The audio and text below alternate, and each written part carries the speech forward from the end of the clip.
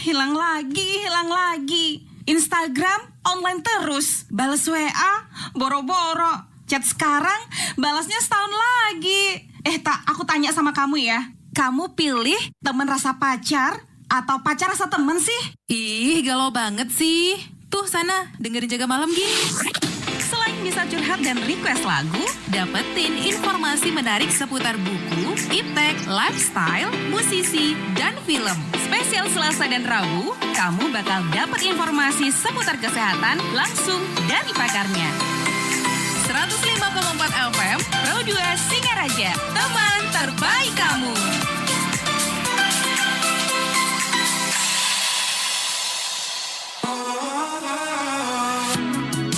Pos Jaga. Pengen ngobrol sambil jaga. Hari ini seperti biasa ya, karena kita selalu tidak sendiri. Kalau jam-jam segini tuh nggak sendirian, pasti bareng seseorang yang spesial. Jadi ini kayak semacam ngasih kamu gambaran besar. Kalau ada pertanyaan soal topik, kalian bisa gabung ya, entah di WhatsApp, termasuk bisa join di Instagram di RRI_Singaraja. Nah, yang sudah kita spill, yang sudah kita share di mana-mana, entah WhatsApp juga Instagram. Topik kita malam hari ini, bahaya penggunaan antibiotik tidak rasional. Waduh, sebahaya apa sih? Malam ini udah barengan dengan Dr. Niluh Putu Trisanti atau Dr. Santi. Halo malam, Dok. Malam ini dingin ya, Dok ya? Iya dingin, tapi nggak apa-apa ya, hari ini kan kita bahas antibiotik, jadi biar semakin panas ya, semakin hangat. Nah, betul. Biar makin anget, jadi kita harus ngobrolin agak-agak deep ya, agak-agak dalam. Karena kalau ngomongin obat antibiotik, anak muda mungkin dikasih taunya sama orang tua mereka ya. Betul. Dek, habisin obatnya, jangan bersisa. Nah dulu tuh aku agak nggak percaya kalau itu, masa sih Pak, masa sih Mah, ini harus dihabisin. Jadi mikirnya waktu SMA SMP kemarin itu kayak mitos, bener nggak sih ini harus dihabisin? Jujur ya Kak ya, aku dulu tuh kayak bener-bener nakal, nggak dihabisin gitu obatnya. Waktu dulu kan DBD pernah, itu nyaris tipes juga ya. Jadi ya gitu. Nah sekarang ternyata nih yang aku baru tahu, kalau kita nggak bijak ya pakai antibiotik itu bahaya banget buat kesehatan Kak ya. Nah sekarang mungkin di awal spill deh Kak ke teman-teman Pro 2 ya, iya Kak ya, Dr. Santi ya. Kira-kira tuh secara garis besar sebenarnya nih obat antibiotik tuh obat yang seperti apa? Gitu. Oke, perkenalkan buat teman-teman Pro 2, di sini aku Dr. Santi. Jadi santai aja ya. Santai aja. Kita mulai dulu mungkin dari antibiotik itu apa ya. Mungkin teman-teman masih nggak familiar sama antibiotik ya. Jadi antibiotik di sini tuh sebenarnya obat yang diperuntukkan buat bakteri. Jadi sebenarnya dia bagian dari antimikroba. Tapi antimikroba itu dia berfungsi buat membunuh macam-macam mikroba. Tapi mikroba tuh tidak semuanya bakteri. Jadi dia jenisnya ada yang bakteri, ada virus, ada parasit, ada jamur juga. Gitu. Jadi untuk antibiotik ini dia buat bunuh khusus untuk bakteri. Untuk yang lain obatnya itu ada antimikroba lain. Untuk virus ada antiviral, kemudian ada untuk jamur antifungal, dan untuk parasit antiparasit ya. Jadi sebenarnya nggak melulu kita sakit, kita infeksi gitu, demam atau batuk pilek itu semua obatnya harus antibiotik, itu enggak gitu. Jadi untuk pakai antibiotik ini kita harus rasional. Nah, rasional itu sebenarnya yang dimaksud apa? Jadi rasional itu dia ada 3. Jadi harus tepat indikasinya, tepat durasi, sama tepat dosis. Durasi, indikasi, dan dosisnya. Betul. Wow, ini penting sekali sebenarnya. Karena orang mungkin menyamaratakan ya. Jadi kalau orang lihatnya obat, oh ya udah obat kelar sembuh, udah sembuh nih, udah nggak minum obat lagi. Iya. Ternyata sespesifik itu ya. Spesifik itu, salah waktunya, salah waktu atau durasi, salah dosis, salah indikasi, itu bisa melenceng jadinya. Bisa jadi dampaknya buruk, bisa kita nggak sembuh atau bisa keadaannya malah lebih buruk daripada yang seharusnya gitu. Oh itu yang anak muda nggak sadar ya. Dan bahkan kalau kita lihat di sini mungkin lebih ke contoh ya Kak ya. Contoh kayak semacam antibiotik ini sebenarnya kan obat buat apa sih gitu. Tadi kan udah disampaikan ya. Ada antivirusnya, ada antiviral juga tadi ya. Itu antiviral itu gimana maksudnya? Oh, jadi itu semua bagian dari antimikroba. Oke. Antibiotik itu bagian dari antimikroba. Jadi kalau misalnya kita harus pastiin dulu orang sakit itu dia infeksinya karena apa. Oke. Gitu. Kalau antiviral kayak misalnya herpes zoster itu udah dipastikan misalnya dari pemeriksaan dia itu memang sakitnya karena virus, dikasihnya antiviral.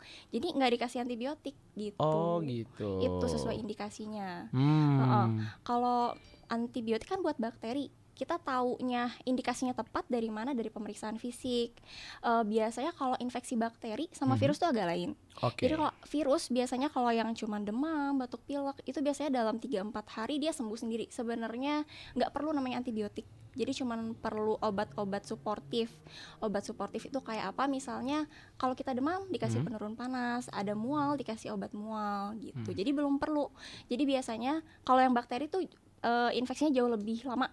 Jadi dia biasanya kalau virus tadi 3-4 hari udah sembuh, bakteri lebih dari itu masih kok buruk ya. Nah, kalau misalnya sudah lebih dari 3-4 hari masih buruk dengan pengobatan suportif, biasanya itu karena bakteri dan perlu antibiotik gitu. Jadi biasanya kalau kita datang ke dokter, pasti masih misalnya demam nih 2-3 hari, pasti dokternya nggak akan kasih antibiotik langsung di depan. Pasti dia, Bu, nanti kontrol dulu kalau misalnya nggak membaik, nanti kontrol ke sini, mungkin itu akan dikasih antibiotik. Tapi kalau dengan pengobatan suportif yang udah disebutin tadi membaik, oh berarti itu mungkin virus. Oh gitu. Itu indikasi yang tepat. Iya. Jadi ini buat teman Pro 2 yang dengerin kita ngobrol, ada antiviralnya, jangan sampai langsung trauma karena orang influencer mungkin mikirnya, oh, akan aku pengen viral. Jadi kalau Jangan dong. Viral cukup di TikTok dan iya, lain-lain ya. iya, jangan sampai sakit ya. Kalau viral penyakit jangan. Well, ini buat kamu yang pengen tahu lebih lengkap ya soal antibiotik dan bahkan nggak mau intinya sebagai anak muda kita nggak mau salah lah ya, karena kalau nggak bijak sedikit aja bahaya gitu ya. Boleh nanya-nanya aja di sini di Pos Jaga malam ini, langsung ke WhatsApp 0811 399 1054, mungkin juga bisa melipir ke Instagramnya, sangat boleh langsung di RRI_Singaraja. Pos Jaga, pengen ngobrol sambil jaga malam. Pro 2 FM, teman terbaik kamu. Yang sudah banyak pertanyaan disimpan dulu atau bahkan langsung ke WhatsApp aja. Nanti akan aku langsung tanyakan ke Dokter Trisanti atau Dokter Santi malam hari ini ya. Dok, kalau ngomongin antibiotik ya, kan anak muda memang sarangnya mereka yang kadang-kadang, wah ini kalau udah sembuh udah lah ya. Atau ada juga tipe-tipe orang yang karena dia takut, dia pengen sehat, akhirnya dia disiplin. Ya banyak macam. Cuman emang kecondongannya lebih ke anak muda yang nggak tahu ya antibiotik seberbahaya itu kalau nggak bijak. Nah kira-kira kalau menurut dokter, apa sih alasan orang sering banget salah gitu ya dalam pemakaian antibiotik? Oke, izin jawab ya. Langsung. Jadi kalau misalnya masyarakat mungkin persepsinya tuh dia kan orang namanya awam ya, dia nggak tahu gitu mana obat yang harus dikonsumsi sampai habis, mana yang seperlunya. Mungkin mikirnya, oh iya obat itu untuk menyembuhkan nih. Begitu dia minum, udah kerasa baik, persepsi dia oh sembuh. Padahal nggak semua obat termasuk antibiotik ini. Benar tuh.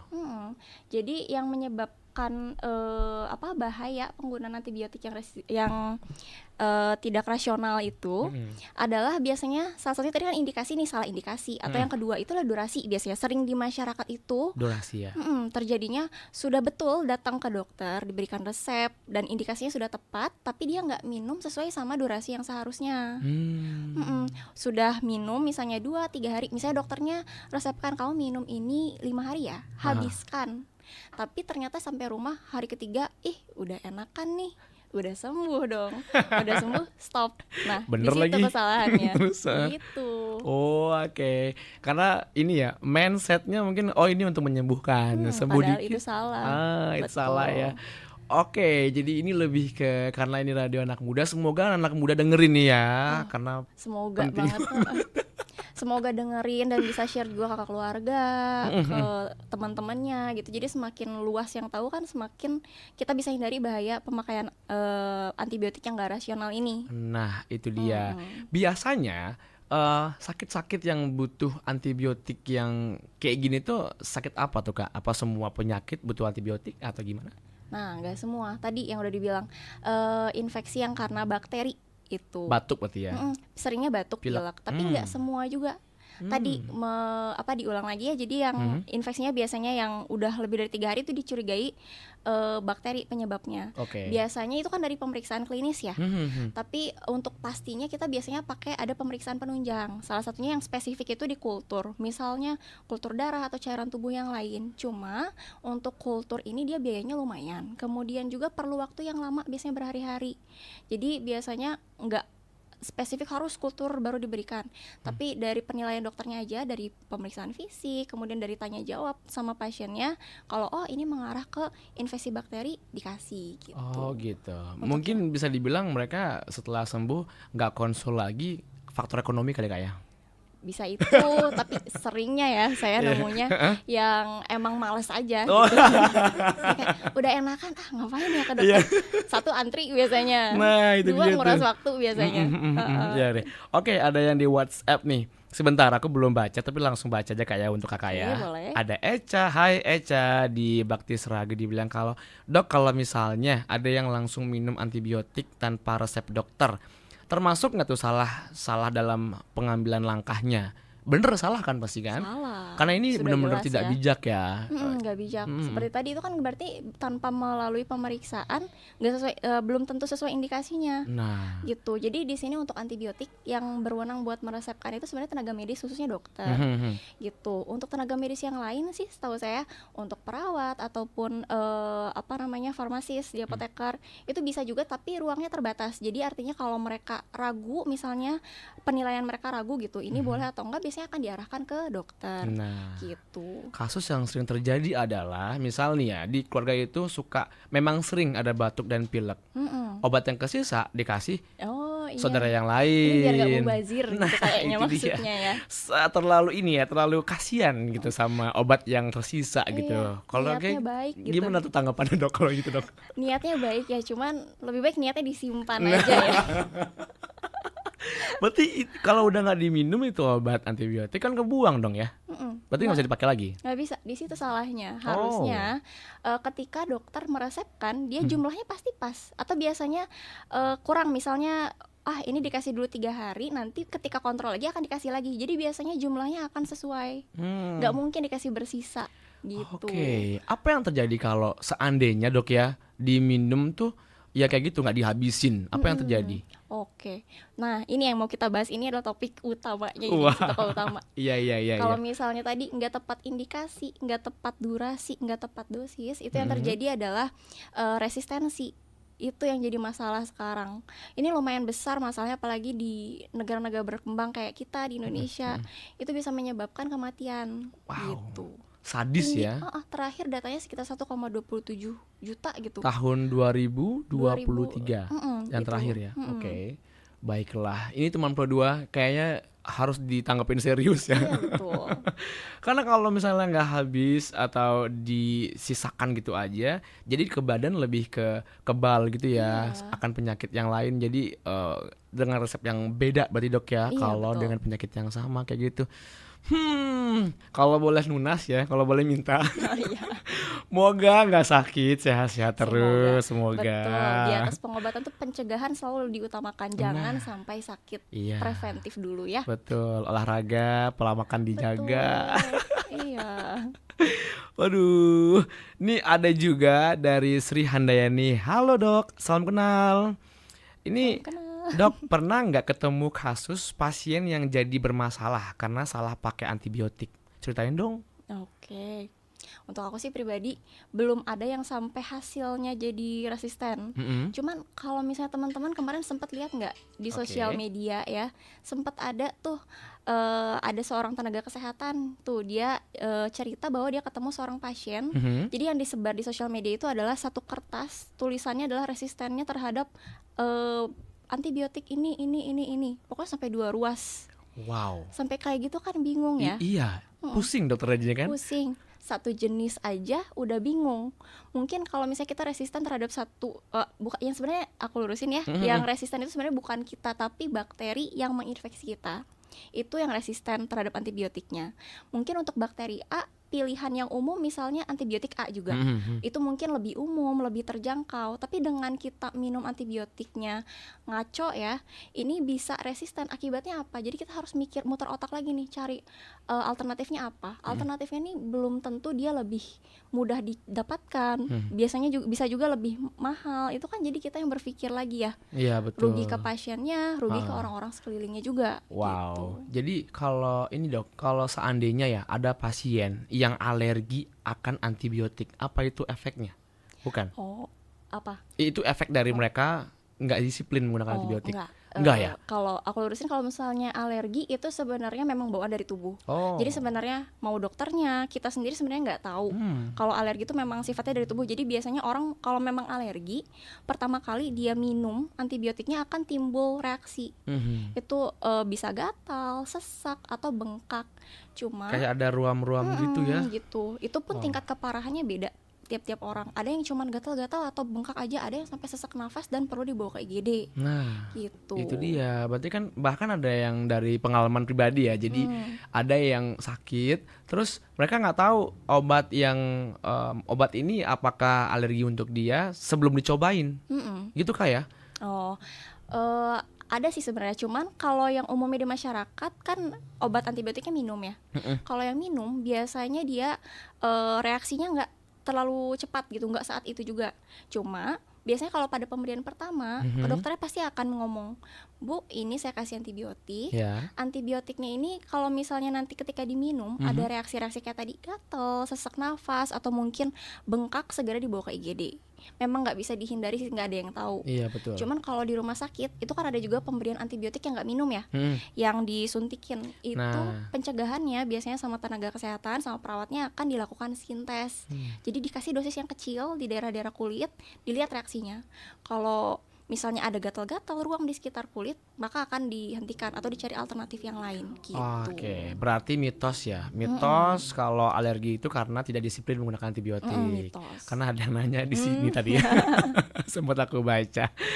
Oke, makasih banyak buat teman berdua yang masih WhatsApp, masih nanya-nanya. Kita perlu banget dari kamu tuh apa sih kebutuhannya ya. Jadi dari dokter Santi pun tahu ya, kita bahas sesuai dengan apa yang kamu pengen tahu teman berdua. Jadi buruan melipir ke Instagram, langsung ke WhatsApp juga boleh di WhatsApp 0811 399 1054. Sekali lagi aku ingetin kalau pengen join di Instagram di RRI_Singaraja.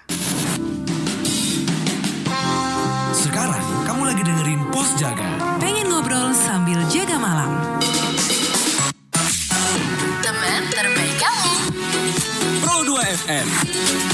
Teman terbaik kamu.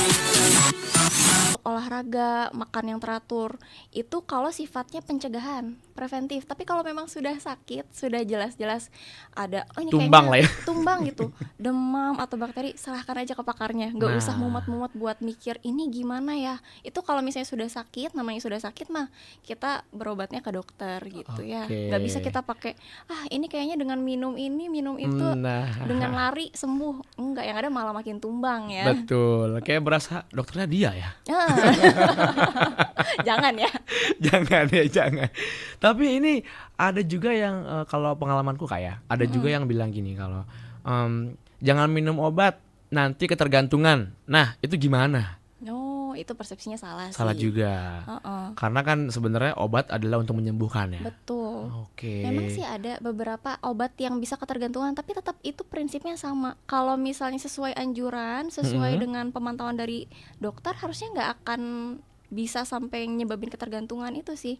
Ini sama juga resistensi sama ketergantungan itu akarnya adalah dari penggunaan yang gak rasional gitu.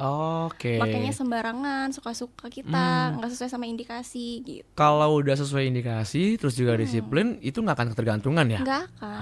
Oke, gitu teman berdua. Lanjut di via WhatsApp mau ketemu sama Iva. Hai Iva, Kak Dias, gimana caranya biar kita bisa tahu kapan butuh antibiotik dan kapan enggaknya? Tanya dong sama Kak Santi. Oke. Siapa tadi namanya Iva? Iva. Ya halo Iva. Jadi untuk tahu enggaknya kita perlu antibiotik, tetap yang nomor satu adalah ke dokter ya, Nah. meskipun ya agak-agak nguras waktu sedikit. Iya, yang mageran juga mageran harus, gitu iya ada yang bantuin lah ya, keluarga, Iya. adik tuh udah ikutin. Maksudnya kalau lagi sakit emang mager ya, ya Iya. maksudnya iyalah Kan buat diri kita disemangatin. sendiri ya, daripada kita Oke. semakin kacau ya, Nah. mending ke dokter dapat pengobatan yang tepat. Nggak apa-apa lah kepotong waktu sedikit, Betul. kepotong tenaga sedikit, kan iya. buat diri kita sendiri ya. Heeh, betul. Karena juga mereka pasti lebih ke, wah ini kesepian nih nggak ada yang nganterin, akhirnya Iya. udah mager di kamar, sakit istirahat aja dah gitu kali ya. Ini nih yang poinnya nih, ada juga yang nanya kebetulan, apa yang bisa kita lakuin supaya penggunaan antibiotik ini bisa lebih bijak? Supaya lebih bijak ya. Poin-poin mungkin Poin-poinnya. disebutin ya. Oke, kita ambil aja mungkin dari kata bijak nih, ada B. Kita harus bijak dalam menggunakan antibiotik. Tadi kita ke dokter, kemudian kalau udah dikasih sama dokternya digunakan sesuai sama anjurannya. Jangan bandel lah, pokoknya disuruh habisin ya habisin. Jangan kita ide untuk stop sendiri atau lebih lama dari itu. Kemudian juga itu sesuai sama indikasinya. Terus J-nya jaga yang penting kebersihan sama kesehatan, jangan sampai sakit yang utama. Oke. Kemudian bisa kenalin juga ke keluarga atau teman-teman sekitar tentang antibiotik ini gitu. Semoga sih dengan poin-poin ini bisa mengurangi terjadinya resistensi antibiotik ya, biar bahayanya ini nggak semakin luas. Iya, resistensi gitu ya. Gini, bisa nggak sih Kak di-spill obat antibiotik itu tuh apa aja contohnya gitu? Contohnya ya, sebenarnya kalau golongannya tuh banyak ya. Untuk kelompokan besarnya itu ada yang spektrumnya sempit, ada spektrumnya luas. Kalau sempit ini awamnya dia yang spesifik. Jadi itu biasanya udah melalui kultur dulu. Jadi misalnya kita sakit, Ya. diperiksa nih di kultur darahnya. Oh, ini tuh infeksinya misalnya Streptococcus nama bakterinya. Oh, berarti itu kita pakai yang spektrum sempit yang spesifik sekali buat satu bakteri itu aja. Oh. Tapi kalau misalnya kayak tadi aku udah bilang, kalau Aha. kultur itu kan nggak selalu ideal buat dilakukan karena tadi mahal, berhari-hari, pasien banyak gitu kan. Masa kita mau menunggu itu? Nah, Untuk penyakit yang lebih umum ya kita kayak tadi dari pemeriksaan klinis. Oh, ini kayaknya mah batuk pilek banyaknya bakteri ini kita pakai yang spektrum luas atau broad spektrum gitu. Itu sih jenis-jenisnya untuk secara umumnya. umum ya. Kalau di bahasa itu banyak banget. Iya, banyak banget pasti. Itu mungkin ya yang teman Pro 2 belum paham kalau sedetail itu dokter menelisik gitu ya, apa yang betul. seharusnya dikasih, kalau antivirusnya apa, antibakterinya apa. Terus jadi juga ada yang dibahas sebelumnya, kalau memang butuh dosisnya sekian jadi sekian. Wah. Anak dewasa dosisnya beda. Jadi jangan sampai di keluarga ada yang bapaknya sakit sisa antibiotik, terus anaknya minggu depan Dibagi-bagi. sakit dibagi. Wah, itu beda banget. Beda, nggak bisa ya. Antibiotik nggak bisa dibeli bebas di apotek kan Kak ya? Iya, seharusnya nggak boleh. Cuman saya nggak tahu kalau ada oknum-oknum yang nakal ya. Oke, kita nggak singgung juga, nggak spill juga mungkin ya dalam hal ini. Oh, jadi lebih ke dokter dulu, ke rumah sakit dulu, baru tahu ya sebagaimana kita Betul. pakai segala macam. Oke, ini keren sih. Jadi apa ya? Semacam pencerahan untuk mereka yang selama ini agak ngeremehin obat antibiotik ya. Agak juga ngerasa kalau jangan minum obat karena bisa ketergantungan. Itu bisa terobati, bahkan sudah tercerahkan dari hasil kita ngobrol malam hari ini ya. Ini karena sesi yang terakhir ya Kak ya. Ada nggak pesan buat anak muda ya, untuk mereka yang memang sudah sakit, terus juga sering berhadapan dengan obat antibiotik? Ya, pesannya apa buat anak muda, teman Pro 2? Pesannya kayak tadi ya, tetap gunakan antibiotik secara bijak. Ke dokter, pokoknya kalau udah sakit, udah ragu, udah jangan mumet sendiri, langsung ke dokter, itu pasti aman. Kalau misalnya sama dokternya sudah sesuai sama anjuran dokter, pasti aman. Kemudian juga jangan takut ketergantungan atau apa, itu selama sudah di bawah pemantauan tenaga kesehatan sih harusnya aman. Gitu. Aman. Jadi ikuti anjurannya, jangan stop sendiri aja. Nah, itu dia, karena sebagian besar anak muda mereka stop sendiri kadang dipengaruhi oleh teman-temannya. Dipengaruhi rasa yang aku sudah sehat, tidak perlu lagi obat. Itu yang paling penting ya. Makasih banyak nih ya Kak Santi udah join, udah seru-seruan malam hari ini. Terima kasih juga. Iya, semoga teman Pro 2 di rumah juga sambil santuy malam ini mendapatkan jawaban dari apa yang memang mereka pertanyakan selama ini. Karena anak muda sekarang selain sudah lifestyle beda ya, olahraga udah sering, terus juga aku lihat di TikTok segala macam konten udah kesehatan semua ya. Semoga sih anak muda lebih banyak sehatnya. Lebih banyak aware juga ya. Akan kesehatan sendiri. Harapan dokter kan pastinya semua sehat kan ya. Betul. Bukan berarti bahwa dokter diharapkan ada yang sakit dan ke rumah sakit. Jangan. Tidak Jangan ya. Tidak.